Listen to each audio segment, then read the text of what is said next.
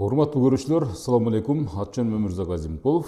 Мен дагы эле ошол бизден ушул күйүп пышып, элим үчүн, жерим үчүн деп иштеп аткан президентибиздин түштүккө болгон иш сапарына. Өзгөчө ошол облусунун бир катар райондорунда болгон иш сапарларын чагылдырып келатам.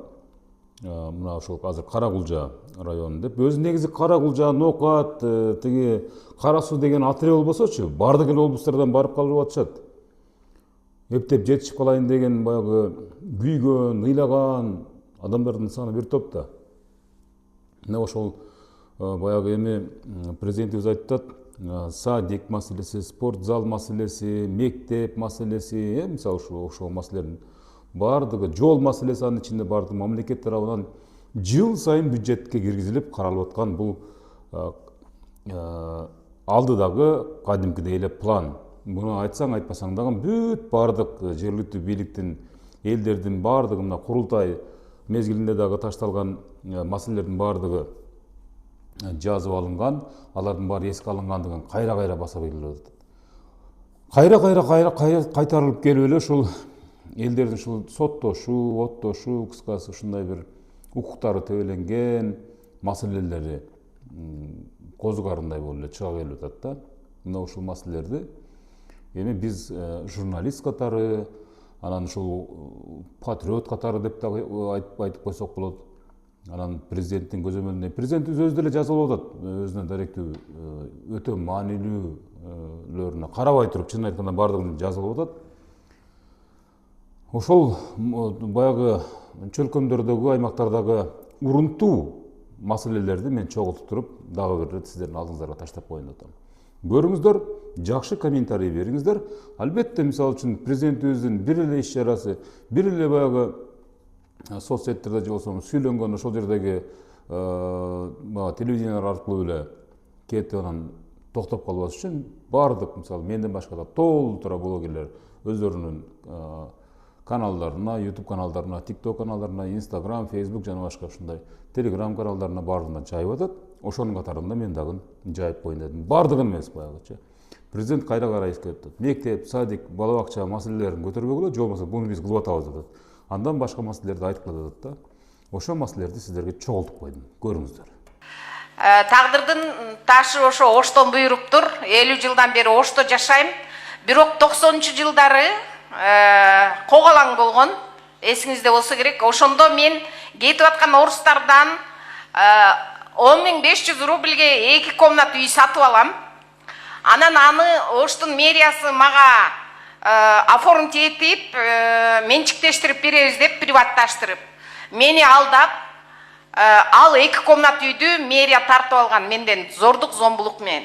Ошондон бери 30 жыл өттү, 30 жыл күрөштүм. Урматтуу президент, 30 жыл өмүрүм кетти. Бирок мен ушул жылдын март айында 18-де утуп алдым. Жогорку сотко чейин бардым. Бардык тепкичтерди басып отуруп мен үйдү утуп алдым. Мен сизге ыраазымын. Сиз келгенден бери мен өзүм иним болосуз. Мен сиздин кошуна айылдан болом. Ошол сиздин какой-то бир ушул күчүңүз, аракетиңиз менен сотторго абир берди окшойт деп ишенем. Ошон үчүн мен утуп алдым. Себеби 30 жыл жүрдүм, 30 жыл, азыр 64кө чыгып атам, айланып кетейин. Эми алган 2 комнат үйүм мурункудай үй эмес. Мурун мен кычыраган жакшынакай үй сатып алгам.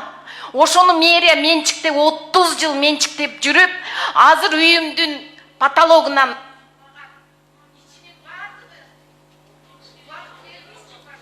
берип коелачы. Мен 30 жыл кыйналып жүрдүм да, пожалуйста, 2 мүнөт убакыт бериңиз кеңири. Потолоктон суу агат, ичи невозможно жить. Мен сизден өтүнөм. Оштун мэриясына, УМСине менин үйүмдү ремонттон чыгарып берүүсүн милдеттендирсеңиз. Бир суроо. Өзүңүз жашап аттыңызбы ушул убакытта же мэрия ээлик? Мэрия ээлик кылып 30 жыл мен көчөдө жүрдүм, айланып кетейин. Сиз жашаган жоксуз өзү? Жашаган жокмун, бирок утуп алдым. Утуп алдым, бул биринчи маселе. Экинчи маселе, ошол утуп алган соттун чечимин мэрия кайра апелляцияга берип, кайра менин 30 жылдык өмүрүмдү албасын. Мэрияга милдеттендириңиз. Мен үйүмдү алдым, утуп алдым, болду, мага тийиштик кылбай, үйүмдү ремонттоп мен мамлекеттен еш нәрсе сурабайм. сурабайм. Этаж, 4-нчы этаж. Петрова 43-46 дом. Бұл биринчи маселе. Бұл биринчи маселе, экинчи маселе. Экинчи маселе, урматтуу президент, өтө чоң коррупциянын ишин билип турам. Менин сиңдим коррупцияга жардам бергиле дейсиз. Коррупциянын бетин ачып, менин сиңдим күйөөсү менен 100 миллион сомдук коррупцияны ачкан үчүн токмок жеп, буттары сынып, көпчүктери сынып, милицияда жүрөт. Таскайт этишет. Мына мен туруттун замы отурат. Мен ошол кишинин алдына да бардым. Ушул маселе жөнүндө айттым. Айтсам, ошол токмоктогон бала менен токмок жеген бала экөө жарашсын дейт. Жарашкандан кийин мен ишке алам дейт. Ушул кантип болсун? Бул токмок жеген бала чындыкты мынау коррупциянын бетин ачкан үчүн куугунтукта жүрөт. Өмүрлөрү коркунучта. Флешка менен, документ менен, бардыгы менен сизге далилдеп берем деп келинчеги отурат. Коркуп атат. Көчөгө чыккандан коркушат. Айылга баргандан коркушат. Чоңалай айылныкы бул. Мен турут. Мынау жигитке мен өзүм видео запистеринин баары бар. Экөө жарашмайынча мен сени ишке койбойм дейм. Түшүнүктүү. Азыркы турган Болду. Түшүнүктүү. Прокурор барбы, обул прокурор? Обул прокурор азыр жыйындан кийин кабыл алыңыз. Жанагы сиңдиси айтып аткан кайсы коррупция экен, эмне коррупция экен бүт баарында териштирип туруп, анан мага далаш этесиз. Урматтуу Садыр Нуркожоевич, мен Ахматжан кызы Гүлгакын Окат районунун тургуну жана милициянын майору Тимур Абдисаттар уулунун жубайымын. Жолдошум айыпсыз жерден айыптуу болуп 1,5 жылдан бери абакта жатат.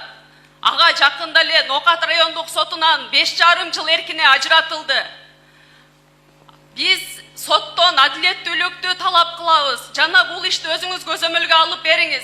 Ал кызмат учурунда жетекчиликтен басым кысымын, милициядагы коррупцияны айтып сизге видео кайрылуу жасап койгондугу үчүн айыпсыз жерден жасалма ССДси жок камера орнотушуп, бир жабырлануучу жаран жок.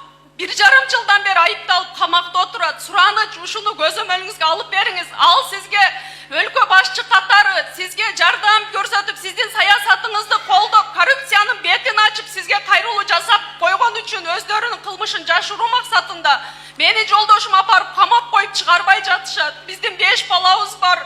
Кайсы орган тарабынан камалган? Прокуратура Жок, прокуратурада эмес, ички иштер министри тарабынан. Мен өзүнүн эмес. Өзүм дагы милициянын майорумун. Азыркы учурда пенсиядамын. 5 баламы пенсия менен багып кыйналып жатам. Мага дагы өчүрүп тургула микрофон. Айтыңызчы, эмне болгон окуя бул? Садыр Нуркожоевич, бул 24-жылы интернет тармагына тарап кеткен Нокат районунда Көкжар айылдык милиция бөлүмчөнүн жетекчиси ошол жерде акча чогултуган кызматкерлерден, ошонун бар тарагынан ишкерликтөө кызматынан бул териштелип сотко райондун башчысы беле?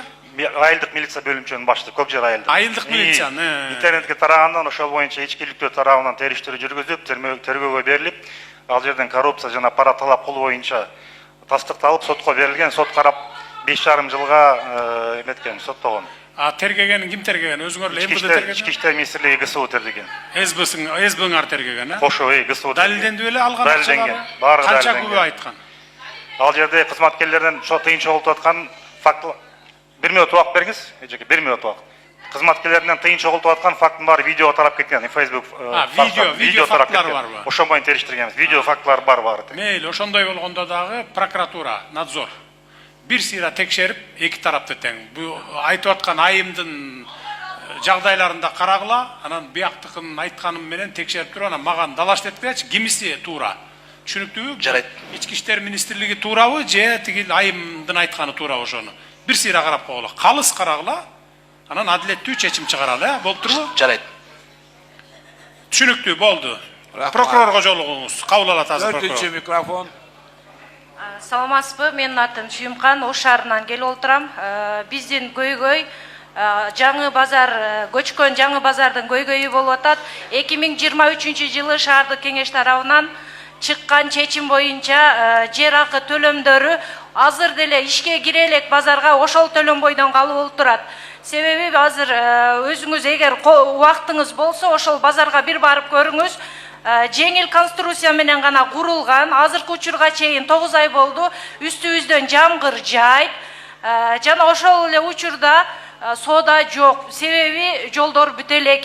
Элдин каттам бара турган каттамдар аз азыркы учурда. Региондон барган каттамдар дагы жокко эсе. Ошол жерде каттамдарды буруп берсе, жана ошол төлөмдөрдү, свет тарифи дагы азыр биздин учурда чоң көйгөй болуп атат, себеби күнүнө бирди сатып кетсек сүйүнүп отурабыз. Сооданын жоктугу бизге кыйынчылыкты жаратууда.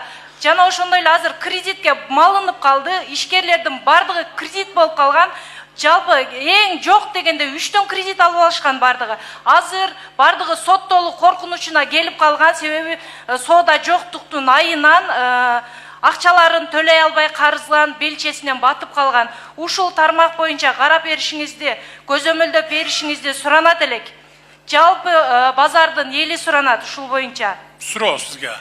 Базар ишке кире элек, акы төлөнүп атат дейсиз. Иштебеген базарга акы төлөп атасыңар орун үчүн дагы деле. Жок, 1 апрелден баштап күчүнө кирди, бирок азыр официально ачылы элек базар. Силер ошол ачылы элек, отура элексиңер, акы төлөбөй элесиңерби азыр? Азыр акы төлөй элекпиз, бирок ишке кире элек. Биз соода кыла элекпиз жакшы. Мезгил менен товар ала турган болсок, ошол товарлар базар ишке кире элек, биз акы төлөп атабыз дегениңизден сурап атам да мен. Так, муну Ош облусунун мэри менен бүгүн эртең эме кылгыла, териштиргиле. Базар боюнча мен Ош шаарынын мэрине бир эмес бир нече жолу тапшырма бердим, жаңы мэрине. Азыр бүгүн эртең менен дагы кабыл алам. Бул базар маселеси боюнча биз чечебиз маселелердин, көп маселелер. Мен Ош облусунан аты жөнүм Курманбекова Уулкерим. Милициянын полковниги Кушпаков Жомарттын жубайы болом. Менин сизге кайрылуумдун себеби былтыр 2025 жылы март айында жолдошумду алдамчылыкка шектелип ГКНБ атайын результат үчүн бир аркасынан түшкөн бир жаран атайын результат үчүн кызматтык абалынан пайдаланып жолдошумду алдамчылык менен кармап Ош шаарынын соту жолдошумду 5 жылга эркинен ажыратып койду. Биздин азыркы учурда 5 балабыз бар. Ортодо жашы жетелек. Жолдошум 20 жыл күн түндөбөй өкмөттө 20 жыл кызмат кылган. Өзүңүз жакшы түшүнөсүз деп ойлойм. Милициялардын, именно тергөөчүлөрдүн иши өтө оор. Ал балдарынын кандай чоңойгонун да көргөн эмес, күн түндөбөй иштеп жүргөн. Тергөөчү эле жолдош. Тергөөчү болчу. Эмне себептен сен кыскача айтып бериңизчи, неге? Эмне алдамчылык? Бирөөдөн акча алып алыптырбы? Ошо бирөө Алай районунда бир 20 жаштагы баланы ортого салып, 50 000 сом өлчөмүндө акчаны сунуштайсың деп, буну атайын даярдаганда, анан ал бала келип 50 000 сомду алып келип, ал убакта жолдошум отпускада жүргөн болот. 50 000 сомду алып келип, мындай столдун үстүнө эле койгон болот. Столдун үстүнө койгондо жолдошум ал убакта сырттан келип атат. ГКНБ кирип барып басып алып жолдошумду кармап, атайын результат үчүн болуп атат булчу. Түшүнүктүү болду. Прокурор, жанакы берки айым айттырга биринчи жанакы. Биякта да өкөн тең азыр чогуу алгыла, анан эки жакты тең карап туруп, анан мага айтасыз. Каягы чындык, каяк жагында экенин. Ошого жараша чечим кабыл алалы. Жарайбы? Прокурорго жолугуңуз азыр чыккандан кийин. Мен Жээнбеков Сүйөркул, Кызыл Сеңир айылынын тургуну. Мен 2021 жылы Ош шаарынан 3 комната батир алганмын. Через кадастр бар жогу мыйзам чегинде болгон. Бирок баягы кыргыздар айтмакчы, жыгылат турганды билгенде башкача кылмакпыз. Ошол именно ошол азыр ошол Ошто судья болуп иштеген Кожомкулов Алайбек Рамазанов иштеген. Ошонун аялы болот. Акимова Нуржамал Магомедовна. Анан бунун өзү ломбард болуп иштейт экен, ладно, тийиштүү эмес. Анан булар законду аябай катуу билет экен. Мен мыйзам чегинде алган эмеми мына 5 жылдан бери путум Бишкекте прокуратура, сот бар жолу билет, азыр көрүп турат, мен тааныйт дагы бар жолу. Анан кийин жогорку соттон 3 жолу уткан. Эми булар законду жакшы билет экен. Бир күн калганда, мына акырында 4-декабрда Ош областтык сотто утканда кайрадан жогорку сотко эме кылды. Бир күн калганда булар апелляция жазышты. Мен кече мына жогорку соттун төрагасына айттым, бирок Кара Суга да бардым, мага сөз тийбей калды. Эми ушундай мыйзамды сактаган адамдардын мыйзамсыз аракеттери, милиция анан менин үйүмө 2 жолу кирүү болгон. Бул өтө мен жогорку соттун чечими менен үйгө киргем. Эмне үчүн ошондо үйгө кирүү бул өзүнчө бул кылмыш экен, аябай чоң. Прокуратурада жазган каттары бар жок, менде далилдери бар. Анан кийин эми мейли мен болсом, дагы бир аял Амирова Ая Бектурганова деген.